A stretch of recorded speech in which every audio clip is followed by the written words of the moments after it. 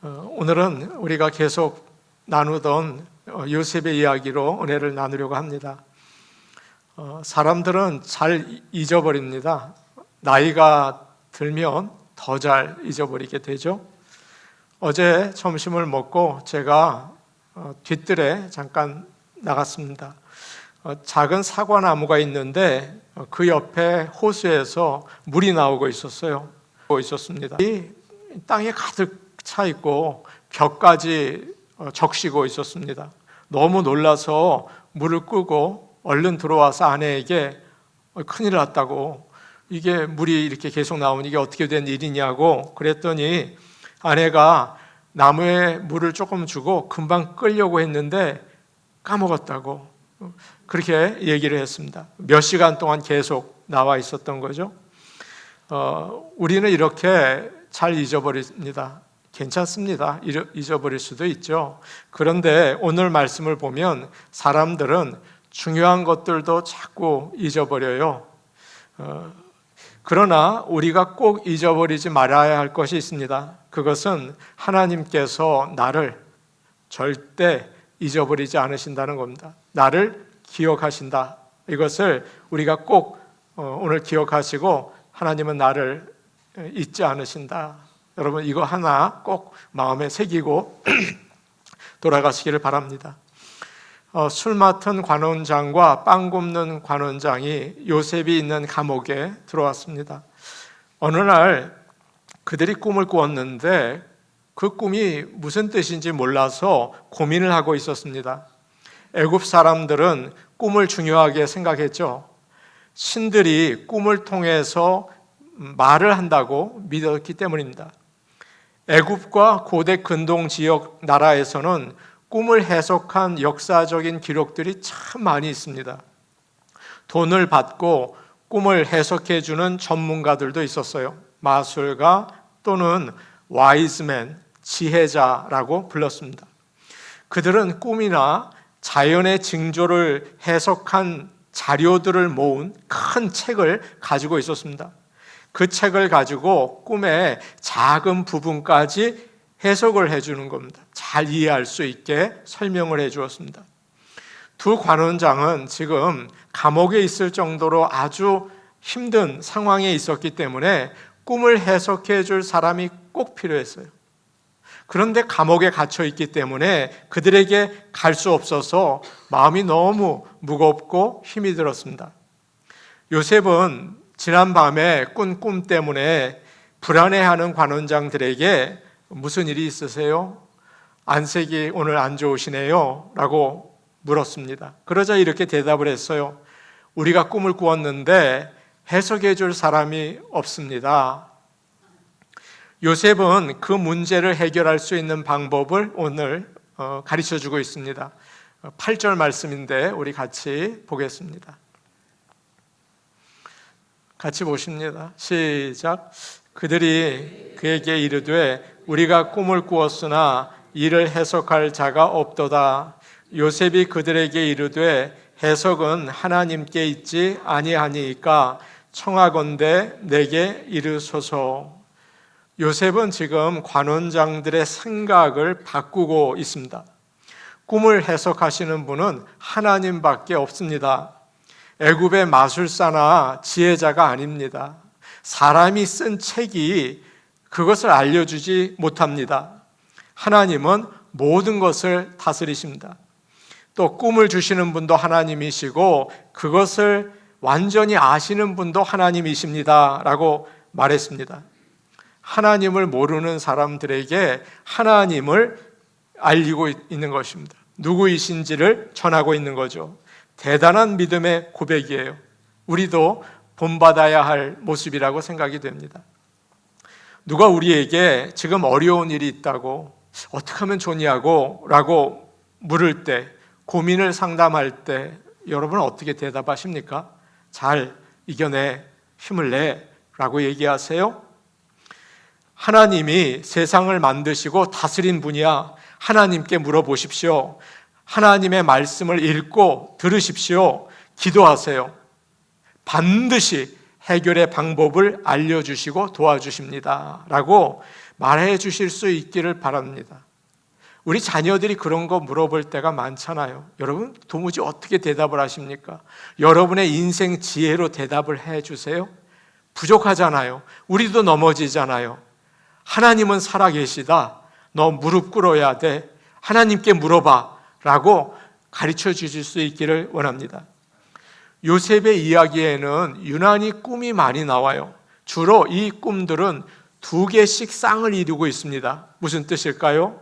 얼마 전에 말씀드린 것처럼 하나님이 주신 꿈이라는 의미죠. 요셉도 처음에 2개의 꿈을 꾸었습니다. 가족들이 자기에게 절하는 꿈이었어요. 그런데 오늘 말씀에도 2개의 꿈이 나오고 있죠. 술 맡은 관원장의 꿈, 떡 굽는 관원장의 꿈이에요. 다음 장에 41장에 바로도 꿈을 꿉니다. 역시 2개의 꿈을 꾸고 있어요. 여러분은 꿈에 대해서 어떻게 생각하십니까?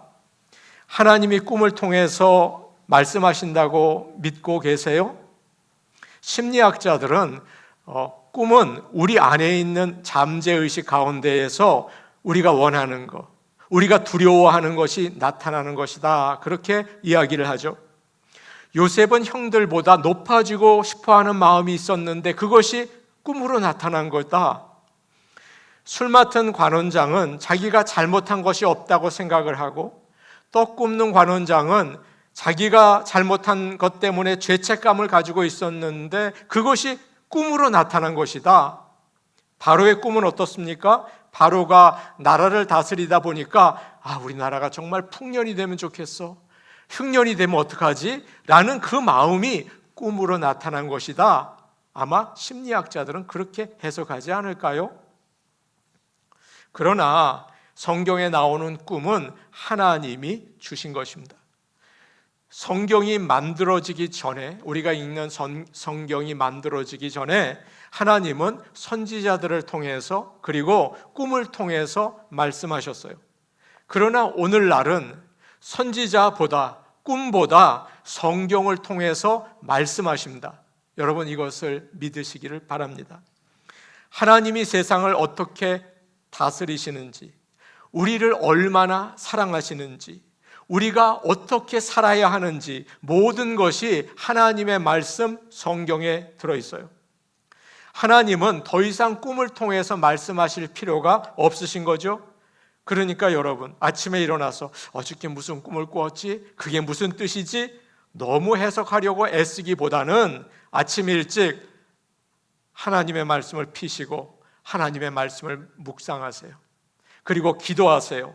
그리고 그 말씀을 따라 사실 수 있기를 바랍니다. 여러분이 아실 필요가 없어요. 여러분의 앞일을 아실 필요가 없다고요. 하나님이 아시고 인도해 주세요. 하나님 말씀을 붙드시기를 바랍니다. 요셉은 2 관원장들에게 꿈을 해석하실 수 있는 분은 오직 하나님이십니다 라고 말한 다음에 너무나 의아한 이야기를 하고 있어요.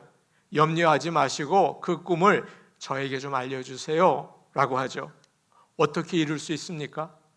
감히 히브리 노예로 잡혀온 사람이 어떻게 꿈을 해석해 줄 수 있다고 하는 것입니까? 제가 알 수 있습니다. 이런 교만한 말이 절대 아니죠. 나는 못하지만 하나님께서 나와 함께 하시기 때문에 나를 통해서 해석해 주실 것입니다. 이런 말이었어요. 보통 사람 같으면 꿈이라면 말도 하지 마십시오. 제가 예전에 꿈을 꾸지 않았습니까? 근데 그 꿈 때문에 고생을 너무 많이 했어요. 저는 그 꿈이 무슨 뜻인지 아직도 모릅니다 라고 대답하지 않았을까요? 그런데 지금 요셉은 자신이 있어요. 우리가 읽은 8절을 보면 자신감이 넘쳐요. 어디서 시작된 자신감입니까? 꿈 좀 얘기해 주세요. 제가 해석해 줄게요 라고 얘기하고 있잖아요. 그는 형들의 미움을 받아서 팔려와서 노예 생활을 하고 지금 감옥에 갇혔습니다. 그런 어려운 시간 가운데 하나님이 함께 하시는 것을 체험했죠. 하나님만 바라보고 간절히 하나님께 기도했습니다.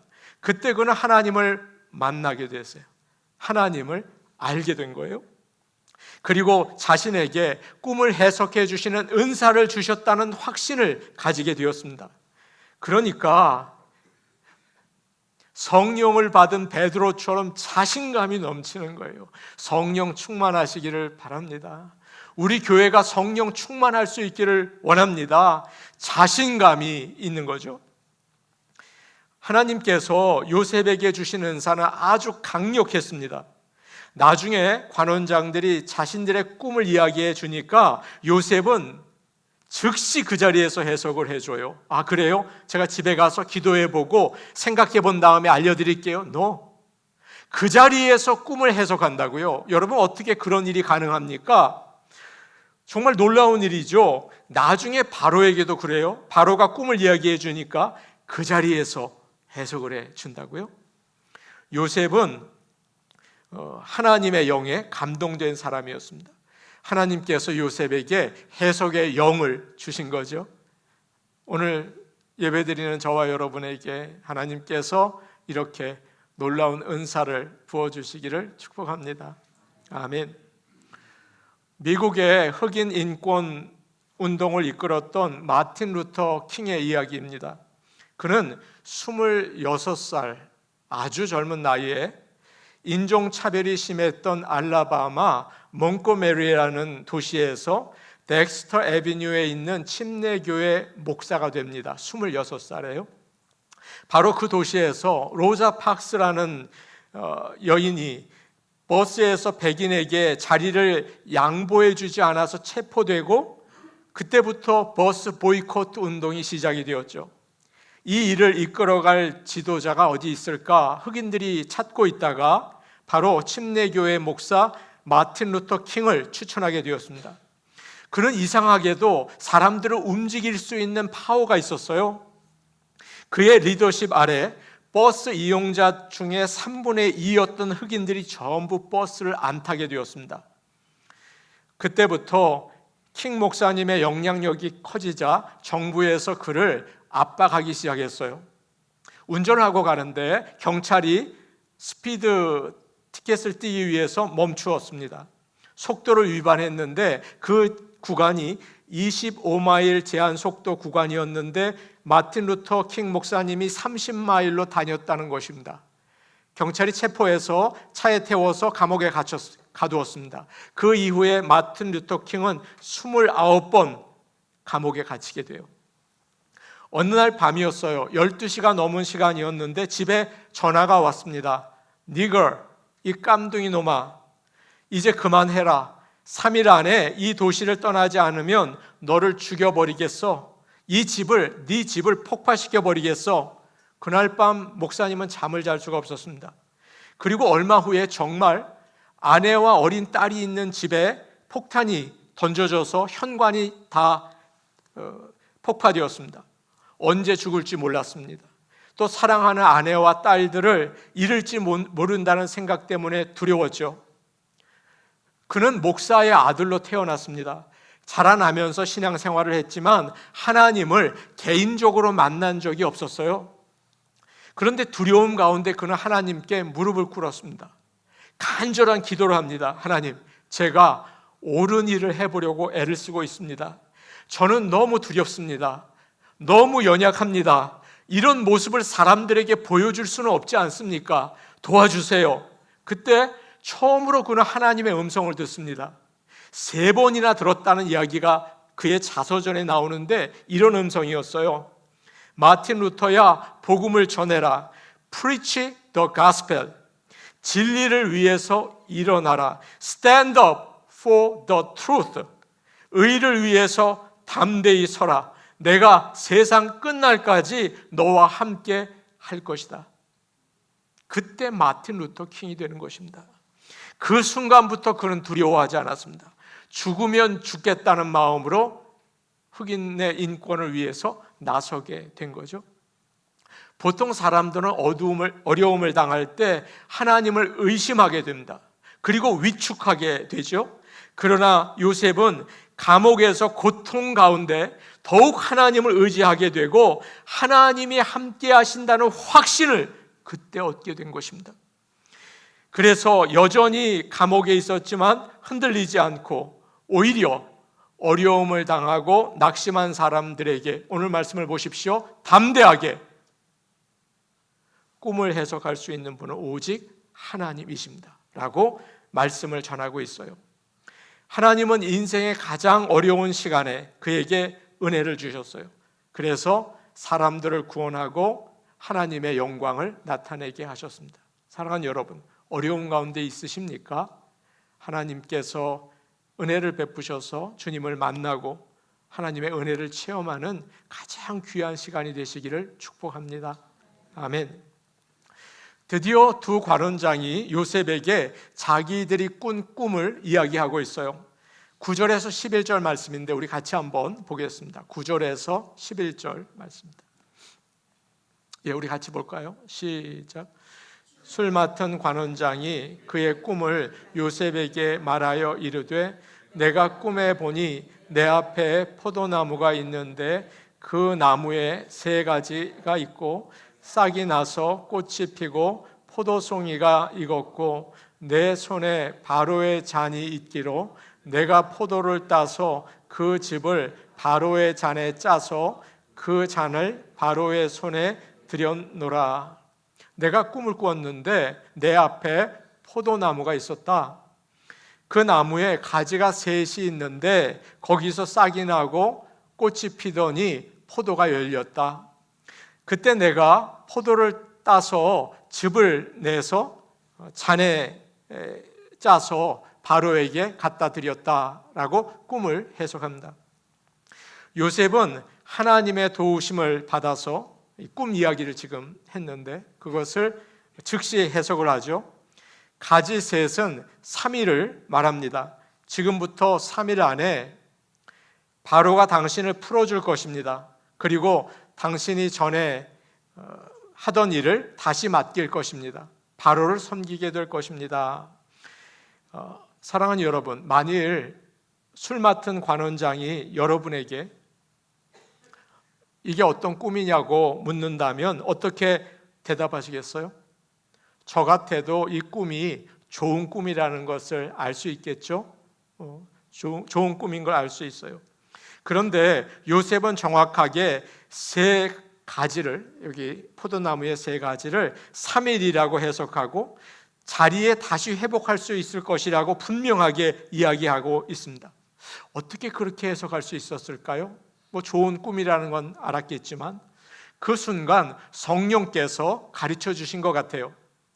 고린도전서 2장 10절에 이런 말씀이 있습니다. 고린도전서 2장 10절 말씀이에요. 같이 보겠습니다. 시작. 오직 하나님이 성령으로 이것을 우리에게 보이셨으니 성령은 모든 것 곧 하나님의 깊은 것까지도 통달하시느니라. 우리는 요셉같이 꿈을 해석하는 은사를 받지 못했을지 모릅니다. 그러나 예수님을 믿으면 성령께서 지혜를 주십니다. 신약에서는 성령을 성령이라고 하지만 구약에서는 지혜로 표현하고 있어요. 우리가 돈을 구하면 하나님께서 안 주실지 모릅니다. 그러나 지혜를 달라고 하나님께 우리가 기도할 때 꼭 주십니다. 사랑하는 여러분, 솔로몬처럼 하나님, 제가 지혜가 부족한데 지혜를 주옵소서라고 기도하실 수 있기를 바랍니다. 떡 굽는 관원장은 요셉이 술 맡은 관원장의 꿈을 잘 해석해 준 것을 좋게 생각하고 이제 자기 꿈도 이야기를 합니다. 나도 꿈을 꾸었는데 내가 떡을 담은 바구니 3개를 머리에 이고 있었어. 가장 위에 있는 바구니에 바로에게 드릴 여러 가지 음식을 구운 음식이 있었는데 그것을 새들이 와서 먹었어 라고 이야기를 했습니다. 요셉은 즉시 그것을 해석해 주죠. 새 바구니는 3일을 이야기합니다. 지금부터 3일 안에 바로가 당신을 감옥에서 끌어내서 머리를 베고 시체를 나무에 매달 것입니다. 그리고 새들이 와서 당신의 시체를 뜯어먹을 것입니다 라고 해석을 했습니다. 아마 떡 굽는 관원장은 이 이야기를 듣고 내가 괜히 말했어 라고 생각했을 것입니다. 요셉의 해석이 잘못됐을 거라고 믿었을지도 모르겠어요. 만일 저에게 이 떡 굽는 관원장이 이 꿈 이야기를 하면서 해석해 달라고 하면 저는 알아도 모른다고 할 것 같습니다. 곧 죽을 텐데 그 말을 어떻게 합니까? 죽을 사람이라는 건 알지만 사는 동안 편안하게 좀 지낼 수 있도록 꿈을 해석해 주지 않을 것 같아요. 나쁜 말 하고 싶지 않잖아요. 그런데 요셉은 하나님이 알려주신 것을 그대로 이야기하고 있습니다. 우리는 좋은 소식을 잘 전합니다. 그런데 나쁜 소식은 전하고 싶지 않아 하죠. 하나님은 죄인을 사랑하십니다. 여러분 사랑하십니다. 제가 이런 말을 너무 하고 싶어요. 그런데 여러분이 짓는 죄를 미워하십니다. 하지 마세요. 그런 말은 전하고 싶지 않아요. 천국에 대한 말을 하고 싶어요. 예수님을 믿으면 여러분 전부 다 천국 갑니다. 그런데 예수를 믿지 않으면 지옥에 갑니다. 그 말은 하기가 주저스러운 거죠. 하나님께서 그러나 우리에게 가르쳐 주신 것을 우리는 다 전해야겠습니다. 어느 교인이 저에게 와서 안타까워하면서 이런 말을 한 적이 있어요. 목사님, 왜 그렇게 조심하세요? 왜 설교를 하면서 자꾸만 미안하다는 말을 하세요? 목사님의 말이 아니라 하나님의 말씀을 전하시는 거잖아요. 눈치 보지 마세요. 미안해하지 마세요. 담대하게 전하세요. 그 얘기를 저에게 와서 하시더라고요. 그래야 교인들이 잘못된 거 알 거 아니에요. 저는 교인들이 상처를 받고 교회를 떠날까 봐, 아니요, 상처를 받고 교회에서 문제를 일으킬까 봐, 그러면 나머지 교인들이 힘이 빠지고 고통을 당할까 봐 저는 조심하게 되더라고요. 그러나 사실 그것은 옳은 게 아니겠죠? 목회자가 개인적으로 무슨 유감이 있어서 하면 안 되겠지만 하나님의 말씀에 비추어서 잘못되었다고 생각될 때는 싫어하는 줄을 빤히 알면서도 말해야겠죠? 사랑하는 여러분, 목사가 과연 그렇게 말할 용기가 있을까요? 그리고 성도들이 과연 그 말을 들을 수 있는 용기와 믿음이 있을까요? 우리가 생각해 봐야 합니다. 엘리 제사장에게는 두 아들이 있었어요. 둘 다 제사장이었습니다. 그들은 나쁜 행동을 했죠. 제사를 드릴 고기를 삶고 있는데 종을 보내서 그걸 갈고리로 꺼내서 지네들이 먼저 먹는 거예요. 하나님께 드리기도 전에. 그리고 성전에서 일하는 여인들을 겁탈을 하는 제사장이 말도 안 되는 일을 했습니다. 그런데 그 아버지 엘리는 이 사실을 알면서도 부드럽게 너희 사람들이 알고 있다 하지 마라 라고 했어요. 이들은 그 나쁜 일을 중단하지 않았습니다. 나중에 하나님께서 직접 그들을 쳐서 둘 다 죽고 말죠. 자녀가 어렸을 때 우리는 듣기 싫은 말을 합니다. 너 그거 하지 마. 그건 나쁜 일이야. 너 먼저 사과해야 돼 라는 말을 하죠. 그런데 아이들이 컸어요. 말 못하겠더라고요. 말 못해요. 좋은 말만 하게 돼요. 잘하고 있어. 내가 사랑한다. 고맙다. 좋다. 그런 얘기를 하죠. 그런데 자녀들이 하나님의 말씀을 따라 살지 못한다면 바른 말을 해줄 수도 있어야겠죠. 수요 예배 시간에 나눈 예화입니다. 어느 어머니가 아이가 고등학교 다닐 때 교회에 너무 열심히 다니면 공부가 뒤떨어질까 봐 걱정이 됐어요. 그래서 아이에게 너 나중에 대학교 가면 마음껏 교회에 가도 돼 라고 하면서 지금은 공부할 때니까 가지 마라. 그렇게 공부를 시켜서 원하는 S대에 들어갔습니다. 그런데 대학에 간 다음에도 여전히 교회에 다니지 않는 겁니다. 즉 좋은 직장에 갔습니다. 그런데도 바빠서 가지 못하고 돈을 많이 벌고 결혼을 해서 가정을 이루었는데 이제는 아예 신앙생활을 못하고 있어요. 여러분, 이 어머니는 이 똑똑한 아들을 보면서 하나님께서 얼마나 속상해 하실까, 내가 참 잘못했구나 후회를 하신다고 해요. 지금 요셉은 떡 굽는 관원장과 가까이 지내왔어요.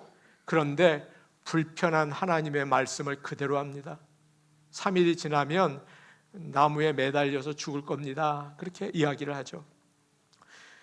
좋은 게 아니에요. 아, 좋다. 가까이 있는 사람들에게 하나님의 말씀을 그대로 전해야 합니다. 그래서 구원으로 인도하는 교회가 되기 원하고 저와 여러분이 되기를 원합니다.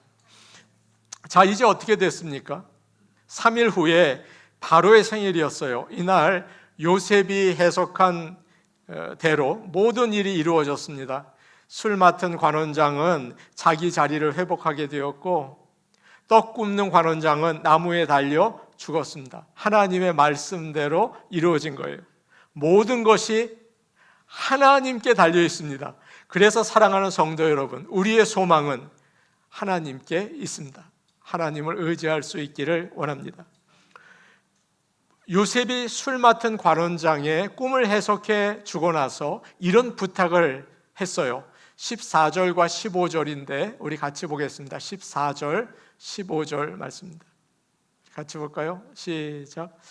당신이 잘 되시거든 나를 생각하고 내게 은혜를 베풀어 내 사정을 바로에게 아뢰어 이 집에서 나를 건져 주소서.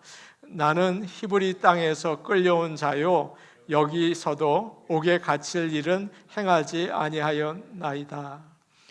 풀려나시면 저를 기억해 주세요. 제게 은혜를 베풀어서 변하지 않는 사랑을 베풀어 주셔서 바로에게 제 사정을 알려주세요. 저는 감옥에 들어올 죄를 짓지 않았습니다 라고 이야기를 했어요. 이 말씀에서 와닿는 말이 있습니다. 나를 생각하고 라는 뜻이에요. 말이에요. 이 말의 원래 말은 나를 기억해 주세요. 영어로는 remember me 라는 말이죠. 요셉이 말한 것처럼 술 맡은 관원장은 3일 뒤에 바로의 생일에 감옥에서 풀려났습니다. 그리고 전에 하던 일을 하게 되었어요. 아마 감옥에서 나가면서 이렇게 말했을 것입니다. 요셉, 내가 자네를 꼭 기억할게. 바로를 만나면 자네의 이야기를 내가 하겠네. 연락할게 라고 하면서 나갔습니다. 이 말을 들었을 때 요셉이 너무 기뻤겠죠. 힘이 났을 거예요. 요셉은 그가 한 말을 믿었습니다. 분명히 나를 기억하고 여기서 꺼내줄 거야. 그 사람을 신뢰했어요. 그날부터 무슨 소식이 없나 매일 체크를 하고 전화기 체크를 하고 그랬겠죠. 그러나 아무 소식이 없었습니다. 친구들에게 축하를 받느라고 바빴을 거야. 밀린 일이 많아서 정신이 없었을 거야. 바로에게 내 이야기를 할 기회를 찾느라고 지금 보고 있는 중이야 라는 여러 가지 생각이 머리에 떠오르지 않았을까요? 그런데 시간이 점점 지나면서 그는 그런 기대마저 다 포기하게 되었습니다. 우리가 읽은 창세기 40장 23절은 이렇게 끝나고 있어요. 술 맡은 관원장이 요셉을 기억하지 못하고 그를 잊었더라. 요셉을 기억하지 못한 정도가 아니라 아예 잊어버렸어요. 그리고 나서 오늘 본문은 아니지만 41장은 이렇게 시작이 되었습니다. 만 2년이 지난 후에, 2년이란 세월이 3일 뒤에 나를 부를 거야 라고 생각했는데 2년이 지난 거죠. 별일 없이 아주 간단하게 기록되어 있는 말씀이지만 요셉의 인생에서 가장 힘든 시간이 아니었을까요? 얼마나 이제 내가 오래 감옥에 있어야 할지 희망이 없고 미래가 캄캄합니다. 어느 청년이 있습니다. 직장을 찾고 있다가 자기가 정말 원하는 직장에 인터뷰를 하게 되었습니다.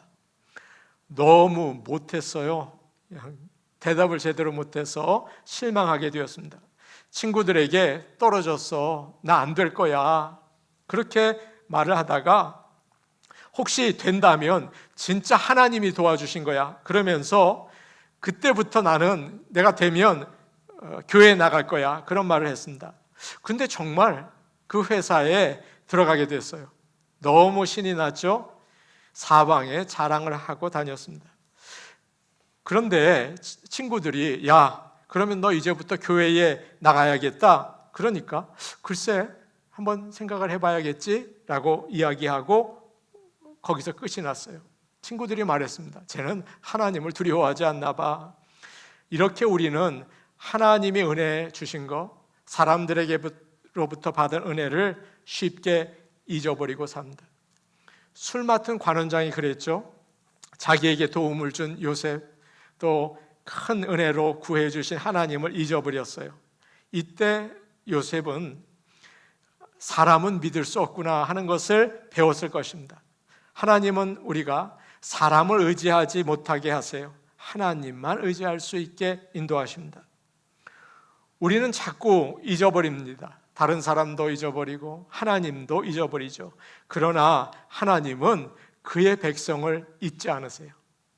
성경에서 하나님은 기억하신다는 말이 여러 번 나와 있습니다. 이 땅에 큰 홍수가 났을 때 노아는 아내와 아들들과 며느리들과 함께 방주에 있었습니다. 홍수로 인해서 다른 사람들은 다 사라졌어요. 아무도 없는 바다에 노아의 가족들만 있었습니다. 너무 두려웠어요. 그때 드는 생각, 하나님께서 나를 잊지 않으셨을까? 하나님께서 우리 가족을 잊어버리신 건 아닐까? 나도 다른 사람들처럼 멸망되는 게 아닐까? 그런 두려움이 밀려왔습니다. 그런데 하나님께서는 그를 잊지 않으셨어요. 창세기 8장 1절에 이런 말씀이 있습니다. 창세기 8장 1절인데요. 하나님이 노아와 그와 함께 방주에 있는 모든 들짐승과 가축을 기억하사 하나님이 바람을 땅 위에 불게 하심에 물이 줄어들었고 라고 이야기합니다. 하나님은 항상 노아를 기억하셨어요. 하나님도 2년 동안 요셉을 잊어버린 것처럼 요셉은 생각이 되었겠죠. 그러나 하나님은 그 시간 동안 요셉이 하나님을 의지하고 인내하게 만드셨어요. 그리고 많은 사람을 구하기 위해서 바로 앞에 나가도록 모든 일을 준비하셨습니다. 사랑하는 여러분, 씨앗을 심으면 자라는데 시간이 많이 걸리죠. 보이지 않고 그냥 아무 일도 없는 것 같이 보이지만 땅 속에서 뿌리를 내리고 있습니다. 하나님은 우리가 기다리는 동안 아무 일도 안 하시는 것처럼 보여요. 하나님께서 그러나 보이지 않는 곳에서 일하십니다. 하나님이 곧바로 응답해 주시지 않아도 믿음을 잃지 않으시기를 간절히 원합니다. 기도하며 기다리시기를 바랍니다. 늦어지는 것은 하나님께서 잊어버리시는 것이 아니라 그의 계획을 이루어 가시는 과정입니다. 사람을 의지하지 말고 그 시간 하나님을 의지하시기를 축복합니다.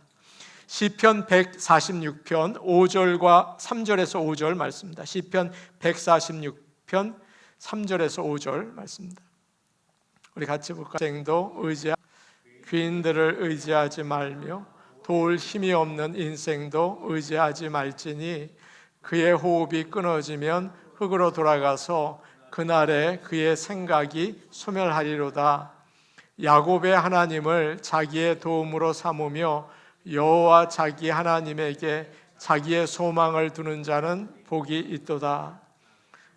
우리를 사랑해 주시던 부모님이 세상을 떠나고 은퇴를 하면 직장에서도 잊혀지고 친구들도 하나 둘씩 세상을 떠나고 그러다가 가장 나를 사랑하던 배우자도 떠나게 됩니다. 자녀들도 아이들을 키우고 일하느라 바빠서 모두들 나를 중요하지 않게 여기게 되죠. 그렇게 여러분과 저는 잊혀지면서 쓸쓸히 퇴장하는 게 우리의 인생이 아닌가 생각이 됩니다. 잊혀짐은 가장 외롭고 가장 슬픈 마지막 인생의 과정이 아닐까 생각이 된다. 그러나 기억해야 될 것이 있습니다. 그것은 하나님께서 나를 잊지 않으신다는 사실입니다. 우리가 이 땅을 사는 동안 하루하루 하나님께서는 나를 기억하시며 인자와 은혜를 베푸십니다. 또 이 땅을 떠나서 영원한 하나님 나라에 들어갈 수 있도록 인도하십니다. 사랑하는 성도 여러분, 우리는 잊혀져가는 존재들입니다. 그러나 하나님께서는 나를 기억하신다는 사실을 결코 잊지 마시기를 바랍니다. 그것이 우리가 이 땅에서 받은 복이고 은혜인 것을 믿으시기를 축복합니다. 아멘. 우리 같이 기도하시겠습니다.